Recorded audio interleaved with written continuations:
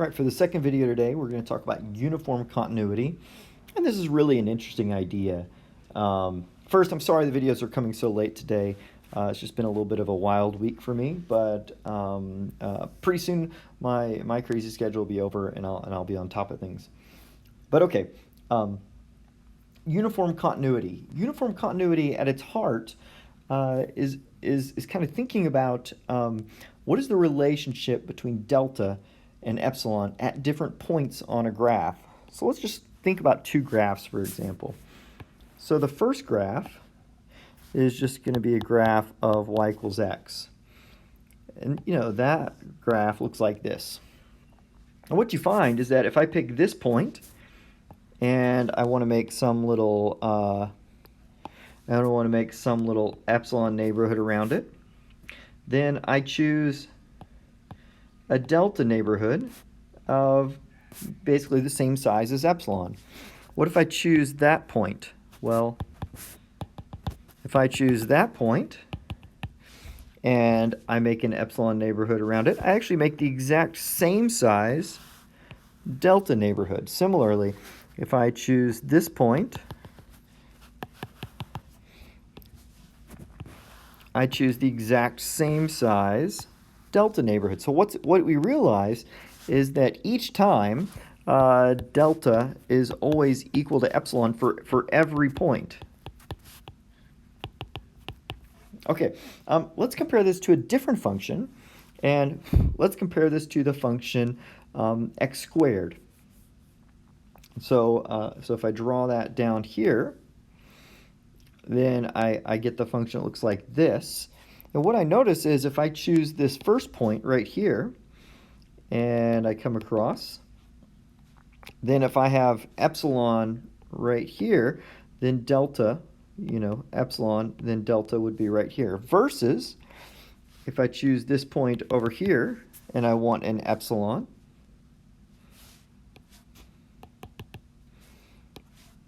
then my delta looks something like that. Notice my delta needs to be smaller, right? And then if I choose an even bigger epsilon, and if I choose an even bigger point, then, and I'm choosing, so what I'm doing is I'm choosing the same epsilon every time. So if I choose an even bigger point, then what I notice is that delta keeps getting smaller. Delta must be smaller.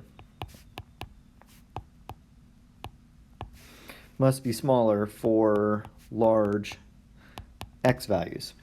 Okay, so this is an interesting result. So what we see is that for a line, we can use one delta value, and it works every time.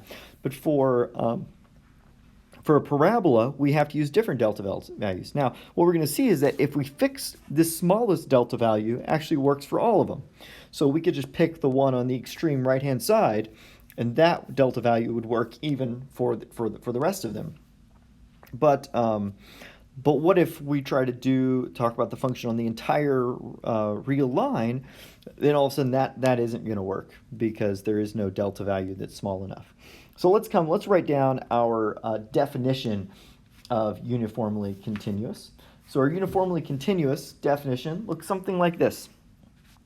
It says f is uniformly continuous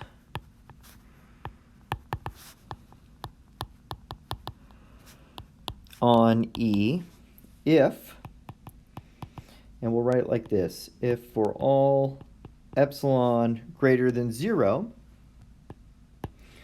there exists a delta greater than 0 such that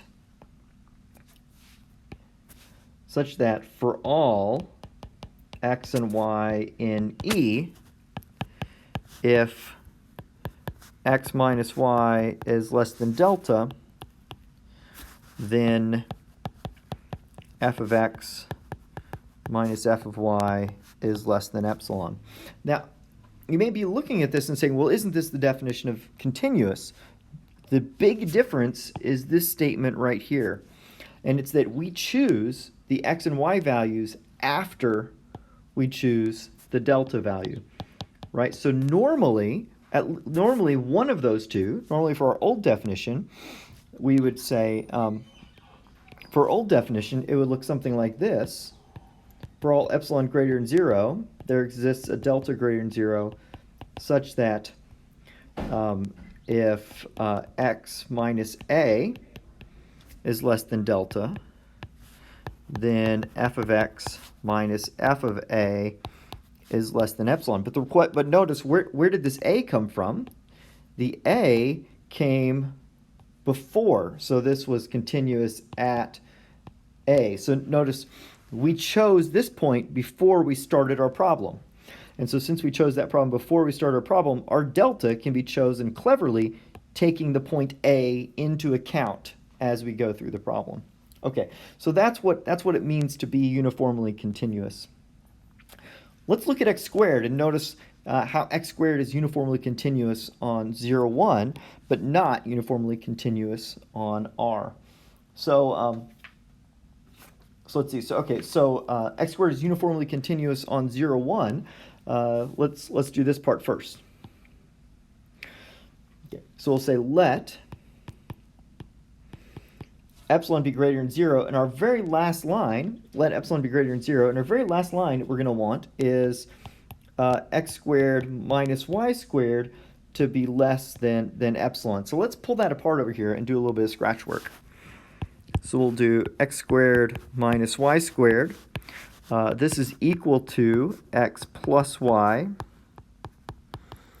x minus y, and notice this x minus y is less than delta, and so all we have to ask ourselves is, how bad can this get? How bad? And when I say bad, what I'm really saying is, how big? What is the biggest possible number that x plus y could be? Well, I notice that I'm on this interval, 0 to 1, so x plus y, using the triangle inequality, is less than or equal to x plus y, which is less than or equal to 2, because each of those are at most 2. So that means the biggest this thing could be is 2. So if I use delta over 2 for this term, then that will always, this 2 will always be bigger than this term, and I'll always end up being less than what I want. Oh, I'll use epsilon over 2 for this value. Okay, so that's kind of the sketch of my proof. So let's go through and show how this works. So the way this works is I'm going to say let epsilon be greater than 0, and then I'm going to let delta equal epsilon over 2. As we just showed, that comes from the fact that I kind of looked ahead and I know how big I need to make x and y. Okay, then we will also let x and y be in 0 to 1 such that x minus y is less than delta. Then I go about proving my theorem. Then x squared minus y squared equals x plus y, x minus y, but this is now less than or equal to 2x minus y. Why is it less than or equal to 2x minus y? This is because x plus y is less than or equal to x plus y, which is less than or equal to 2. I guess I could have just done a strict less than because I can't actually equal 1, but it doesn't matter. But now this is less than 2 delta, which is exactly epsilon, because delta is epsilon over 2. And so that proves our theorem, so therefore x squared minus y squared is less than epsilon, and we're done. Okay. Notice, though, that in order to do this problem, I had to have some idea of how big x plus y could. So I had some idea for what's the biggest value x plus y could possibly be. So as long as I stop this interval at some point, so here I stopped at 1, as long as I stop at some point, I'm going to be able to, I'm going to be fine. I'm going to be able to solve this problem. But not on R. So x squared can't be uniformly continuous on the entire set of real numbers. And let's go through the proof to prove why that is the case. And what I'm going to do to prove this is basically I'm just going to pick a point far enough out that x plus y is too big. And so I just have to show that it doesn't work for some epsilon, so I'm going to choose epsilon equal to 1. That seems like a pretty good starting epsilon. And then let delta be any positive number. So I'm going to show that no matter how small delta is, I can find x's and y's that are bigger than 1. Okay, so how big do I need to be? Well, we kind of saw from the last picture when I thought about this that x squared minus y squared is this x plus y, x minus y, and this thing right here is going to be delta, so I'm going to need this thing to be a lot bigger than delta, so I'm going to do 1 over delta. So if delta is a small number, and this is going to be a really big number, and that'll take care of it for me. So I'm just going to let each my x and my y individually be bigger than 1 over delta. So that kind of gives you a picture of what I'm going to do here. So let delta equal 0, and then I'm going to choose let's just put x equal to 1 over delta, and y equal, how about 1 over delta plus delta over 2. This just makes it where those two numbers are big enough apart that, are big enough apart that they're less than delta. Okay, so then notice that x minus y is equal to delta over 2, which is less than delta. So that fits the first half of our definition. So these two are close enough. So these two are close together. As close as, and notice delta is any positive number, so they are as close together as we could ever want. So you tell me how small you want them together. X and y are that small together. But what about x squared minus y squared? X squared minus y squared is x plus y times x minus y.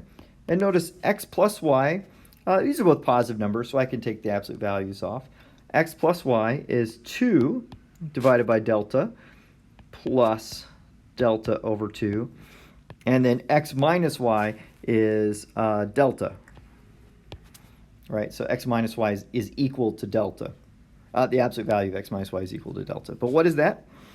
That is equal to, okay, now notice I get some cancellation, so that's equal to plus delta squared over 2. But what's important is that is bigger than 2, which itself is bigger than 1. So what I found was it doesn't matter how close I start together, I can always make x squared plus y squared bigger than 1. But what I have to do is I have to go way down the road. So if I want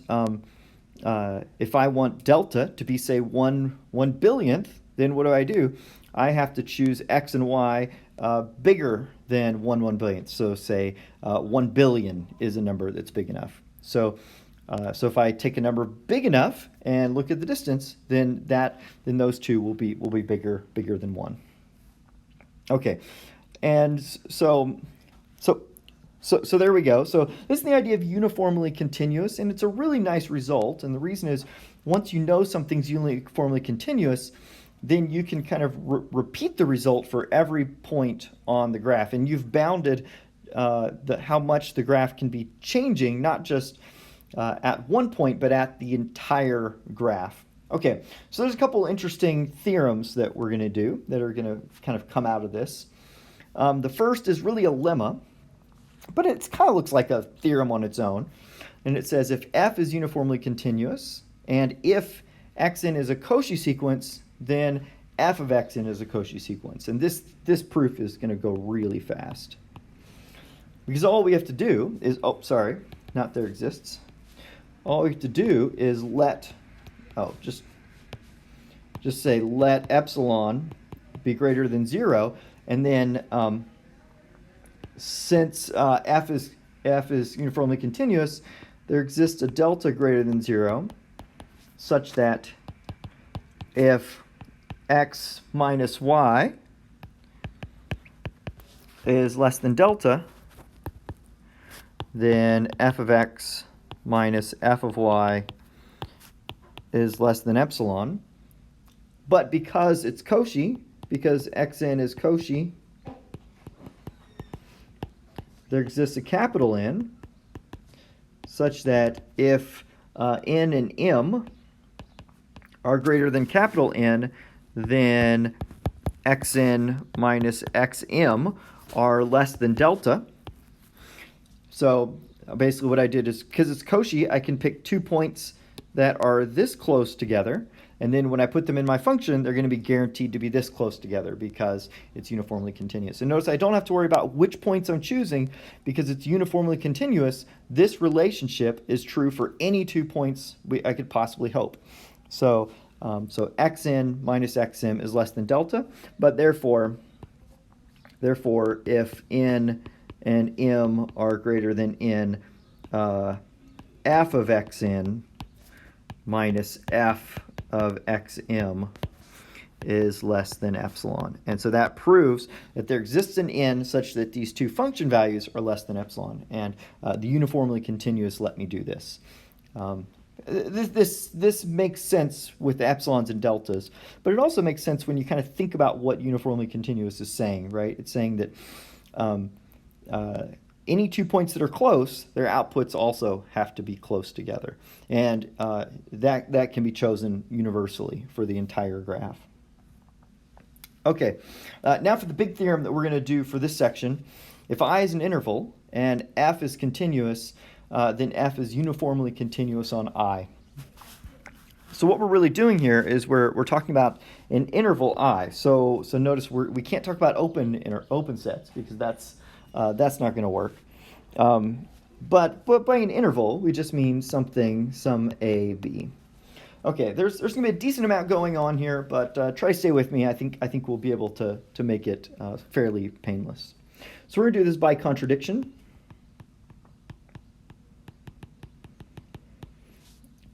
So by contradiction, what does that mean? That means we are going to assume that f going from I to R is continuous, but not uniformly continuous. Okay, so we're gonna pretend that there's a function that is continuous but not uniformly continuous. And what does that mean? Well, the fact that f is not uniformly continuous. Well, the fact that it's not uniformly continuous tells us that there exists some epsilon naught. There exists some positive number, which I'll call epsilon naught, such that for every delta, no matter which delta you choose, you can find an x and a y such that x minus y is less than delta and f of x minus f of y is greater than that epsilon naught value. So there's some number, some positive number, we don't know what it is, but there's some positive number that it doesn't matter how far down you shrink your delta intervals, you'll always be able to find 2 points within a delta interval that aren't within the epsilon interval. So this is kind of at the heart of this proof. And so what we're going to do is we're going to follow a pattern kind of like the continuity proofs, where we're going to create a sequence and show that sequence is going to create us a bit of a conflict. So how am I going to create a sequence? I'm going to actually create 2 sequences.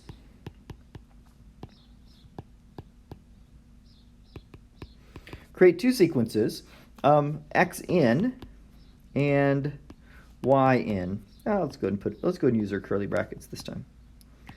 So 2 sequences, xn and yn, and this is how I'm going to create them. What I'm going to do is just for every n value, I'll make all my delta values 1 over n, I'm going to find an xn and yn that fits that delta value. Okay, by xn and yn, by the fact that xn minus yn is less than 1 over n, and f of xn minus f of yn is greater than epsilon naught. So in other words, I'm going to go through and I'm going to pick 2 points that satisfy this property. And so first, I'm going to pick an x1 and y1 that are within 1 unit of each other, but not within epsilon naught of the outputs are not within epsilon naught. Then I'll go pick 2 points that are within 1/2 a unit from each other, but don't pick 2 that are within epsilon naught. And I will just keep doing this over and over and over again for different values of xn and yn. Okay, and what's important is that we can we can kind of keep doing this indefinitely. Okay, and so because of this, these xn and yn are now infinite sequences because I can do this for every value of n. Okay, but let's notice something. Xn and yn, these are both in the interval I, so that means that they're bounded. And the fact that they're bounded means we can use the Bolzano-Weierstrass theorem to say that they have convergent subsequences.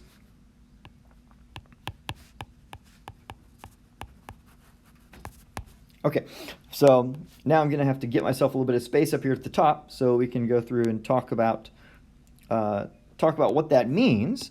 So now that we have convergent subsequences, that means that one of the subsequences, which we'll call x n sub k, that converges to some number x, and our other subsequence, y sub n sub k, converges to some number y. Okay, and this is because it's bounded, and the Bolzano-Weierstrass theorem gives us this. Okay, but what's important now is that we're going to use the ideas from continuity to say that we know since these converge, then the f of x in k's must converge to f of x, and the y in k's and the f of y in k's must converge to f of y.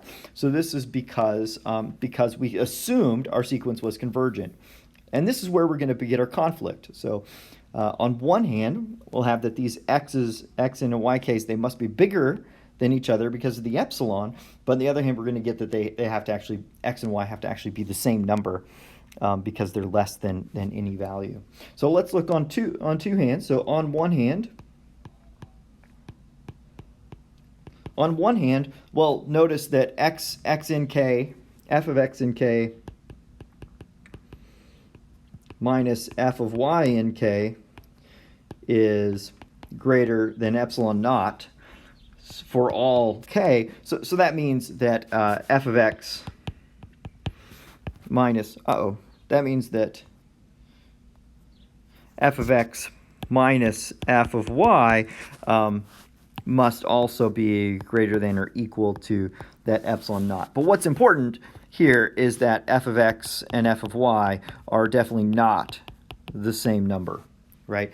And I won't go into great detail, but you can kind of see why this should be true, because if they were the same number, then we would, then they would be converging to 0. If they were the same number, then we could find sequence points that are smaller than epsilon naught. In some ways, you can think of this as our sequence, right? You can think of our sequence as the sequence of f of x in k minus f of y in k. You can think of that as one sequence. Every value of that sequence is greater than epsilon naught, and so therefore it converges to a number that's also greater than epsilon naught. You can think of that as if that wasn't the case, then you'd be able to find values of that sequence that are smaller than epsilon naught. Okay, so but on the other hand,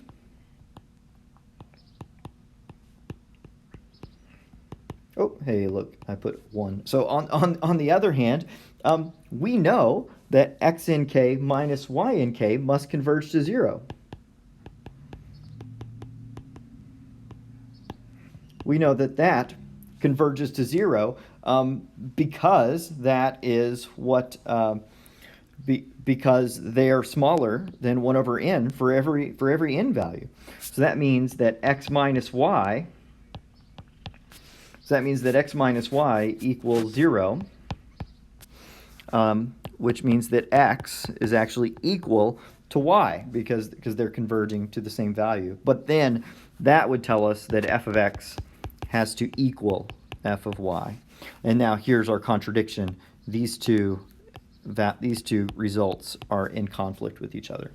So it's impossible to be on an interval and be continuous and not be uniformly continuous. Okay, so what happened to cause this conflict? A few things. First, we really needed the fact that we were on an interval, right? We really needed the fact that we were on an interval. And where that really showed up in the proof is the fact that these sequences converge to x and y. But if you're not on an interval, then you have no way of knowing that the x and y themselves are inside the interval that you're talking about. And by the way, interval here, I'm talking about a closed interval, and I said that when we started. So if it's not a closed interval, then these don't have to converge to something inside the interval itself. Like for example, if we were talking about 0 to 1, x and y and k could both converge to 0, but then 0 is not inside your set, and so the function's not continuous at 0 anymore. And if it's not continuous at 0, then all bets are off, and everything that we wrote in these proofs could go down, could go out the window. And then further, so that's really kind of in some ways the big result. And the other thing is because it's continuous, we know that we're able to pass from these sequences to the function of the sequences. All right. So that kind of brings us to the end of the idea of uniform convergence. You're probably going to guess that at some point today you're going to get to prove that things are uniformly continuous or not. There's one kind of interesting result, and it's this question of, well, why did this work? Why did this x squared work on 0, 1, even though it wasn't a closed interval, 0, 1? And this is what we call an extension. And what you find is that it's uniformly continuous on a open interval if you can extend it to a closed interval and it's still continuous on that closed interval. And so notice that it is continuous on 0, 1, so x squared is continuous on 0, 1, but it's also continuous if you extend and include those endpoints. It's still continuous. One example that we will do is the example of 1 over x. So 1 over x on the interval 0 to 1 is not uniformly continuous. And because it's not uniformly continuous, you can kind of see if you try to extend this to the interval 0 to 1, you would fail because it's not continuous at 0. So one of the ideas here is that, and this is a proof that's in the book, and I invite you to go look at that. So one of the ideas here is that if it's continuous on A to B, if it's continuous on A to B open, and you can extend it to still be continuous on closed set A to B, then it's going to be uniformly continuous. But if you can't, then it's not going to be uniformly continuous. And so that's one of the theorems you can kind of see at the end of the book. All right, I'm going to end there so that you all can get ready for class. I will see you in just a little bit.